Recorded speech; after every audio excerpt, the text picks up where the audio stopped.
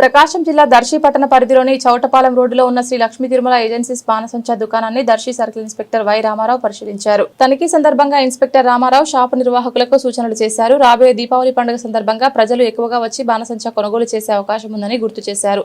దుకాణం దగ్గర డ్రమ్ములు, నీరు, ఇసుక, ఫైర్ ఎస్టింగ్విషర్ వంటి అగ్ని ప్రమాద నివారణ సామాగ్రి అందుబాటులో ఉంచుకోవాలని సూచించారు.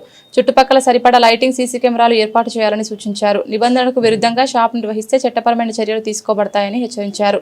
ఈ తనిఖీ ద్వారా పండుగ సీజన్లో బాణసంచా షాపుల్లో భద్రత మరియు ప్రజా సౌకర్యం పెంపొందించబడతాయని చర్యలు చేపట్టారు. అందరికీ నమస్కారం. దర్శి, ముల్లమూరు, తాళ్ళూరు మండలాల్లో ఉన్నటువంటి ప్రజలకు అలాగే వ్యాపారస్తులకు అందరికీ కూడా మా యొక్క సూచన ఏమనగా, రేపు 20వ తారీఖు రానున్నటువంటి దివాళీ పండగ సందర్భంగా కొంతమంది చిల్లర అంగళ్ళు, చిల్లర వ్యాపారం చేసుకునేటువంటి వాళ్ళు, ప్రొవిజన్ షాప్స్ బిజినెస్ చేసుకునేటువంటి వాళ్ళు, అలాగే కొంతమంది వ్యాపారస్తులు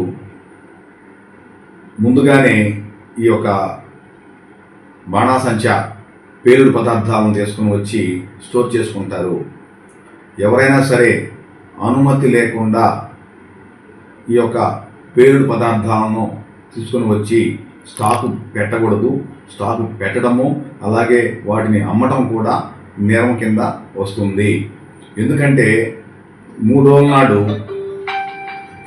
మనకి అనకాపల్లి డిస్టిక్లో ఈ యొక్క బాణాసంచా తయారీ కేంద్రంలో పేలుడు కూడా జరిగి 6 చనిపోవడం జరిగింది. ఇది ప్రతి సంవత్సరం కూడా ఎక్కడో చోట ఈ యొక్క వ్యక్తులు నిర్లక్ష్యం వలన వాళ్ళు కొన్ని ప్రమాదాలకి కారకులు అవుతూ ఉన్నారు. తెలుసో తెలియకో ఇవి ఒక అగ్గిపొల్ల వెలిగించి ఆ స్టాక్ పెట్టిన కాడ మండిస్తే అన్నీ కూడా పేలిపోతాయి, ప్రాణాపాయం కూడా ఉంటుంది.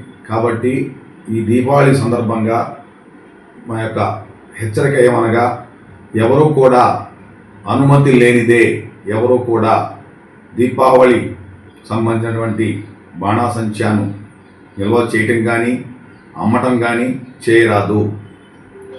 అలాగే పర్సనల్గా కూడా మేము అందరినీ కూడా రిక్వెస్ట్ చేస్తూ ఉన్నాము, తగు జాగ్రత్తలు తీసుకొని దీపావళి రోజు తగు జాగ్రత్తలు తీసుకొని ఎవరైనా సరే పబ్లిక్ పండగ చేసుకునే క్రమంలో చాలా కాషియస్గా ఉండాలని కూడా మేము చెప్తా ఉన్నాము.